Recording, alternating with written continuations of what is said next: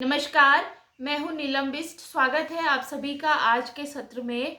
पिछले 2 वीडियो में हम बात कर चुके हैं प्राचीन इतिहास लेखन में अभिलेखों के महत्व के विषय पर, और इसके साथ साथ हमने बात की कुछ महत्वपूर्ण प्राचीन कालीन अभिलेखों के विषय में जो कि प्राचीन इतिहास लेखन में अपनी महत्वपूर्ण भूमिका सिद्ध करते हैं।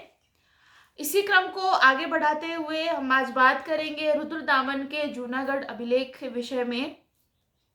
प्राचीन भारत में समय समय पर अनेक विदेशी शक्तियों के द्वारा भारत पर आक्रमण किए गए, और इनमें से एक प्रमुख घुमंतु जाति थी शक।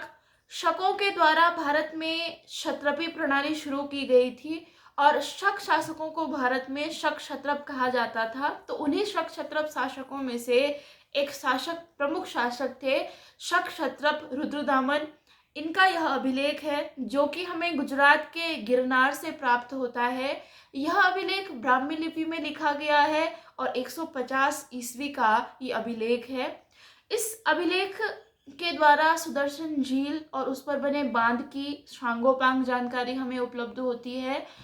और सुदर्शन झील और उस पर बने बांध के विषय में जानकारी उपलब्ध कराने वाले इस अभिलेख को सबसे पहले जेम्स प्रिंसेप सबके सामने लेकर के आए थे, प्रकाश में लेकर के आए थे।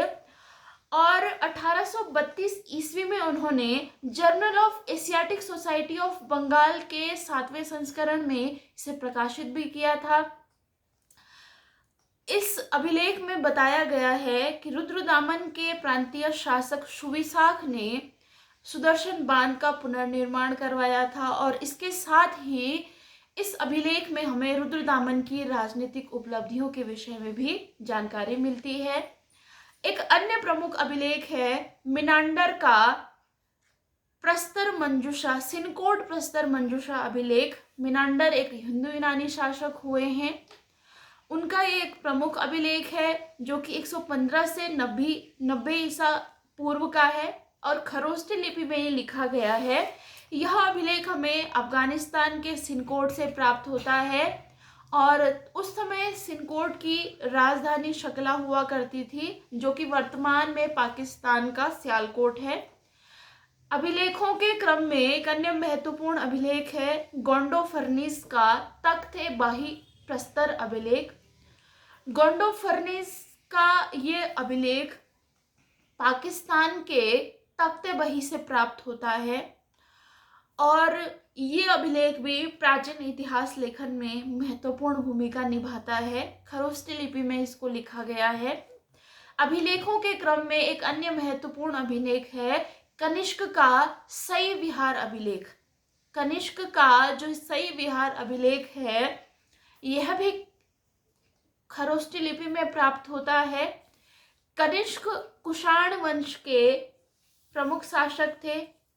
कनिष्क प्रथम के नाम से इन्हें जाना जाता है, और 89 ईस्वी का ये अभिलेख है।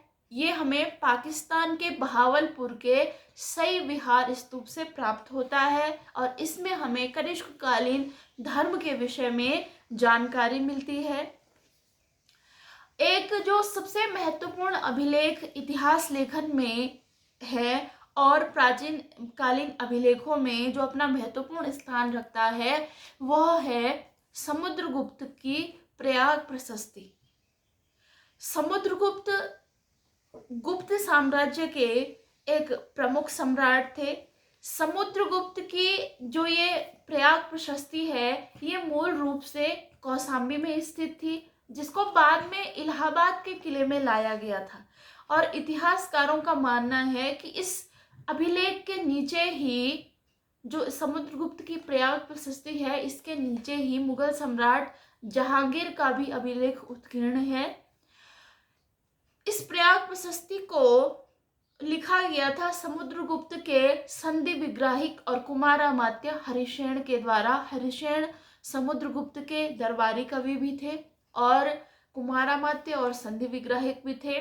इनके द्वारा इसे 350 ईस्वी के लगभग लिखा गया था। इसकी रचना की गई थी। इसमें कुल 33 पंक्तियां हैं। इसमें समुद्रगुप्त की राजनीतिक उपलब्धियों के विषय में, समुद्रगुप्त के शासनकाल की समस्त जानकारियों सहित समुद्रगुप्त की जो दिग्विजय हैं उनका संपूर्ण उल्लेख हमें इस अभिलेख में मिलता है। समुद्रगुप्त की इस प्रयाग प्रशस्ति को अभिलेखों का सरताज भी कहा जाता है। जो प्राचीन कालीन अभिलेख हैं उनका सरताज इसे कहा जाता है। तो ये एक महत्वपूर्ण अभिलेख जो इतिहास लेखन में अपनी भूमिका अदा करता है।